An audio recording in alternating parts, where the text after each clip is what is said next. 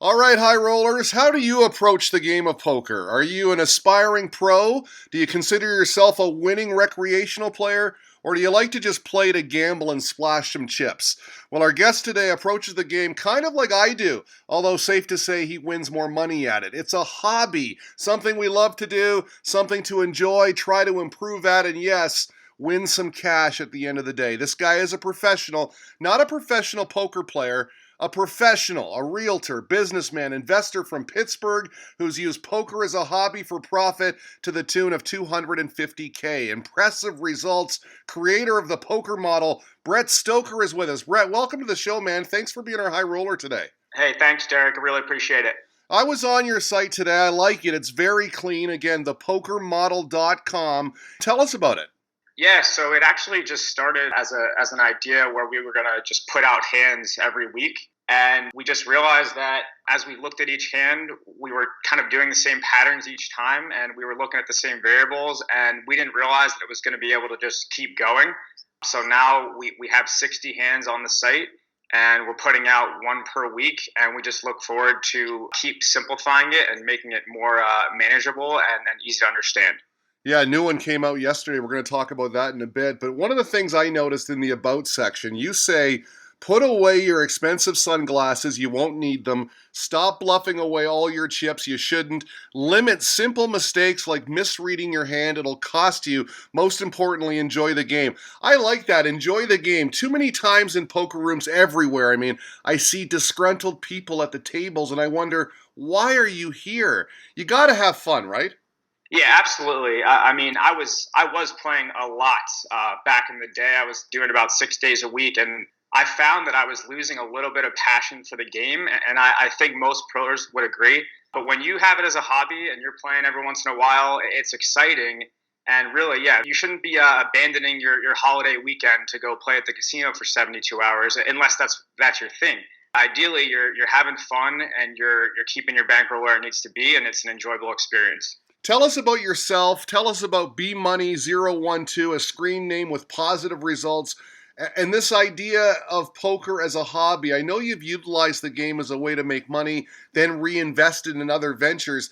That suggests life balance to me. It seems like you have a positive relationship with the game. Yeah, absolutely. So I have two brothers, and we used to just play, all the time in high school, and we really weren't playing in any type of way that was going to be successful. We ended up running into a pro that gave us a couple tips, and I just kind of took that and ran with it. My senior year of college, I was playing a lot of poker. I did graduate from the University of Pittsburgh, and it was just, it was really fun. For 2 years, I was playing poker. I was living on my own with some roommates. We were having a great time. And, actually when Black Friday hit, we had to stop playing, and I had to look at my life and decide, what do I want to do now? So I already had some really good profit from playing online. I ended up getting into some sales jobs that I really enjoyed. I met a lot of people, I networked, and I had some great opportunities to invest the profit from poker. And ultimately, now I have some good opportunities in business, and I can also still play poker and be profitable. Yeah, I think you approached the game in the early days like many of us, right? We're just having fun. We're doing it all the time. And we're doing a lot of things wrong. But you say you met this pro and that really turned it around. You really tore it up those couple of years, didn't you? Yeah, absolutely. He gave me a couple pointers, and it kind of blew my mind. Just simple things like when to raise pre-flop, how to make a continuation bet, qualifying hands. And, it wasn't like we were talking, for 5 years. So I just kind of took those things and started recognizing patterns. I was up to 12 tables at the same time and able to do it pretty comfortably because it was a simple, look at the variables, make your move. Look at the variables, make your move over and over again. And it just kind of developed. And that's what I'm writing about in my blog. I'm writing about how to think through these hands. And ultimately, we're going to have training tools and really great resources for our readers to use and improve their game. It seems like you're one of the lucky ones that had this light bulb moment because many people out there are just playing. They're lost in this wilderness of bad beat stories, right? Absolutely. And I think a very important concept that we push is discipline. So, if you're feeling good about a hand or you lost the last hand and now you're really upset, that's no way to go into the next hand. We want you to look at specific variables, take the emotion out of it, and in the long run, that should be good for you. Another concept that I like is this idea of limiting simple mistakes. On bad nights, but even on good nights that I have at the poker table, on the way home the next day, maybe I'll say to myself, wow, the night would have been a lot better. I would have had a bigger win if I didn't bluff there, or geez, man, I played too many pots. Maybe you misread your hand. Simple mistakes that can be avoided, but when you make them, it's goodbye chips. Exactly. And that's what we're talking about. You'd be surprised at how many people would be winning poker players if they didn't get a little loose and, kind of get away from what they know works from time to time. So you say winning money at poker is an acquired skill. Tell us more about the poker model. It involves, obviously the blog content, learning, but simulations, quizzes as well? Yeah, absolutely. Our goal, it's not to have you watch me play poker online. And I'm not saying that that's not a great way for people to learn, but I think everybody learns differently. Our goal is to give you examples, teach you how to do things, give you an example where you get to choose what you would do in a game. And then we'll tell you kind of if that's what we think you should do or not. For us, it's about repetition. We don't want you to be at any risk financially. We want you to be able to practice as many possible scenarios as you can without having to invest, very much money. That's what's worked for me. We have 4 people on our team, and one of them is actually a learning expert. We want people on the team that aren't necessarily, lifelong poker people. We wanted to bring in others that are good at teaching as well. Right, I was going to say, it's a clean website. You have all kinds of different articles, titles like sometimes they have it, ice cold cooler, switching gear, so many others, but you're getting input from professionals outside of poker in other fields, right? Exactly. So the content is going to come from my experience in poker and my profitability, but that doesn't mean that I'm going to be the best one at creating a simulation. Doesn't mean I'm going to be the best one at organizing a large growing startup. I have experience there, but I want other people helping me with that so that I can focus on delivering like simple, great content that people can learn from. And these are free strategies? The blog is completely free, and you know what? That's where we are at right now, and we have things coming out, and we're going to figure out, what to release, and most things will be a trial before having to do anything, to commit financially. Okay, I was on your Twitter timeline at the poker model. Again, at the poker model. Got to check them out. Here are a couple of tweets. New content. Ever been in a tough spot with a draw? Here's how to use your stack size as a helper to make the right move. Flip-flop, you don't stop. And another tweet on stack size. Tip Tuesday. Use stack size to determine your next move. Do you use stack size to make moves? And it was a poll. 75% said yes. 25% said no. What is stack size? What is stack size? I take it it's very important when it comes to playing poker for you. Yes, and this is, I think, where we separate ourselves. We make things very simple. So what we're going to do is we're going to tell you, you have a small, medium, or large stack. It's that simple. I don't want to say easy because there's a lot to it, but it's organized, right? So small, medium, or large. Here's what you're going to do with a large stack in this situation. Here's what you're going to do with a medium stack. Here's what you're going to do with a short stack. So when I was playing years ago and not making money and just kind of doing what everyone else did in high school, none of that meant anything to me. I never calculated a stack. I never looked at my opponent's stack. I had no clue. But now it's so important to know that when you have a short stack, you're going to make different moves than when you have a large stack. So that's kind of what we're hinting at in those articles. Yeah, how many times at the poker table, whether it's at a cash game or a tournament, when I re-raise the guy without looking at his stack on a bluff and only to realize he's got a few chips left and it's an obvious call for him, and I'm like, what am I doing? Yeah, that can happen. And a lot of players will cover up their stacks with their elbows to do that on purpose. But yeah, so it's an honest mistake. Stack size is so important because, you see the top pros, the elite players, guys like yourself that are using their stack size as a weapon and they know exactly what they're doing with sizing. Yeah, and that goes for pre-flop, it goes for every street of the hand. And again, we just want to give you some examples and show you what we're talking about and kind of what moves to make based on the amount of chips you have. Okay, here's another tweet. While engaged in a hand, are you planning ahead? Do you know what you should be looking for? Explain that for us. So we have to look at the information that is presented to us and available before moving forward in a hand. So I need to look at my stack pre-flop, and if I make a move, I need to check my stack after that bet and after an opponent calls. And then I need to take that to the flop. And if I bet this amount, how much will I have left? If my opponent calls, how much will he or she have left? So that's what we're talking about. It's like you can actually look and figure out all the possible scenarios that are going to happen after you make your move. So what we preach is figure that stuff out before you make your move. That's very important, isn't it? Because too many times players will make a raise and then get re-raised and not know what to do at that point when they should already have that understanding of what their move is if that happens.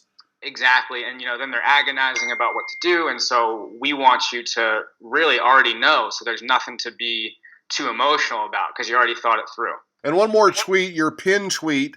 The free strategies described at thepokermodel.com produce these results.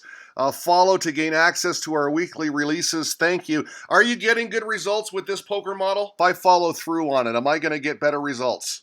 You will. And I absolutely think that you have to comment and be engaged and ask questions. The more you put into it, the more you'll get. You read one article, it might spark an idea that you have, it might remind you of a hand. You're absolutely not going to be a profitable player by reading an article and then going and playing. What the blog is, it's kind of like the end result of once you've learned the poker model, it should make perfect sense to you, what I'm talking about. If you don't know the poker model, you're going to understand some things, you're going to learn some stuff, but until you're engaged and asking questions, you probably will not see immediate results from just reading the blog. I'll tell you what, I was looking at the results today, and for those couple of years, man, you just tore it up. So those are impressive results. You mentioned Black Friday, and I'm sure at the time Black Friday was devastating for you because there goes a recreation, a hobby, something you really enjoyed. But looking back all these years later, you're saying that it gave you a new perspective on the way to live life even. Yeah, absolutely. I mean, I would have never gotten into sales or the competitive nature of that or learning how to implement software at a startup. And to be quite honest, the same skills that helped me be successful in poker, they did apply to business. Having systems, being organized, managing a bankroll, you can really, really apply that to many areas of your life. And that's what I learned. And I'm not sure that I would have had that experience outside of the poker industry if I hadn't, lost the ability to play online in 2011. Well, thepokermodel.com seems like a systematic approach to learning the game. In doing research for this interview, I see that you took down a tournament at Rivers Casino as part of the Pittsburgh Poker Open. More than 100 runners. It's always nice to win a live tournament, right? What was that like for you? It was nice. It was funny. My friends actually showed up right as I was at the final table, and the first hand I looked at was pocket aces, so that was kind of a nice setup. But yeah, it felt great because I get asked a lot, can you win live, or is this only online? And the truth is, you're just looking at numbers. So as long as you can keep your cool, the poker model should work in live events. It felt great. It was a 7K first place, so it wasn't anything like life changing. But I got a trophy, and everyone was proud of me, so that was the biggest benefits. Well, you say it's not that huge of a score. I mean, it's not the big one-for-one drop, but at the same time, in relation to the buy-in, it's all profit. Absolutely, and it really felt good. I felt like I knew what I was doing, and you can never guarantee anything, but at the final table, it was pretty clear that I would have the advantage if I just, again, stuck to what I know and remained patient. You talk about remaining patient, keeping your cool. I see that you got some featured table time during the WSOP main event back in 2010, playing alongside the great Eric Seidel, an absolute legend. Were you able to keep your cool in that moment? I mean, what was that like? Did you have any interactions with Mr. Seidel? Yeah, that's a good question. So I was actually at an outer table, and they gave us the cards, and I flipped mine over, and it was red, ESPN featured table. Now, I was like 22. I had mainly played online, so I was absolutely nervous. I'm walking up, and I had change in my backpack, and I threw my backpack on the ground, and change went everywhere. So that was my first experience in front of the cameras. But yeah, again, like I settled in. I lost with kings to aces, which I'm okay with that on day one. But yeah, Eric Seidel was there. I didn't get a chance to really speak with him because he was at the opposite end of the table. But, I'm not the type of person that's going to try to study, stare at him and watch how he blinks and breathes. I just was enjoying the moment and kind of doing what I knew to work and not too worried about him. He's got to be an imposing figure at the table, though, especially back then. What, just 3 years after his cameo in Rounders? I mean, the guy was a big name in the game. Absolutely. And honestly, certain players, they're at another level.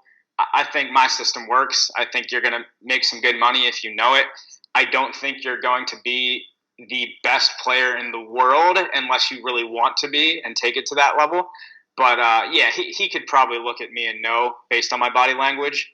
It was a great experience, playing with a legend like that. And I tell everybody, so it's a nice story to have too. Well, what is your take on poker these days, both the live game and the online game? I mean, it seems like it's getting tougher to win. And if you're not partaking in systems like the pokermodel.com, you're being left behind because everyone, I mean, the knowledge is out there and people are working hard at it.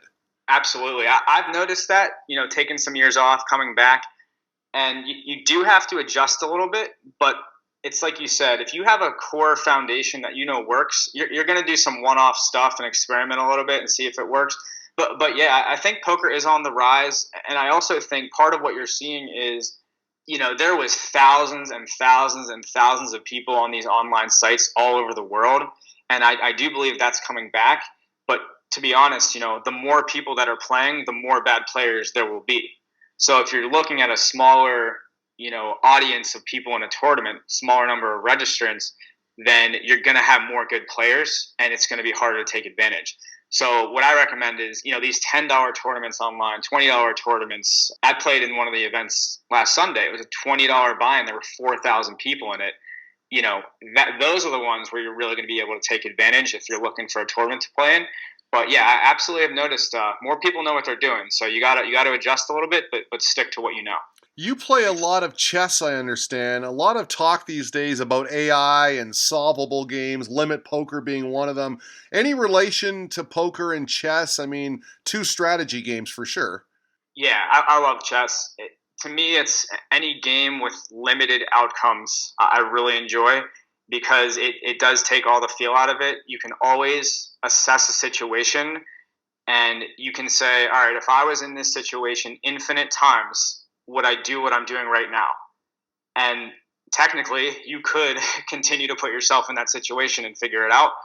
So I love the fact that there's always a best possible move in both games, and both people are working to make that move. All right, well, you got to check it out. Thepokermodel.com on Twitter, @thepokermodel. Brett Stokar, our guest today. Make poker a profitable hobby. It doesn't get much better than that. Brett, thank you so much, man. Really appreciate your time. Oh, thank you. Great being here.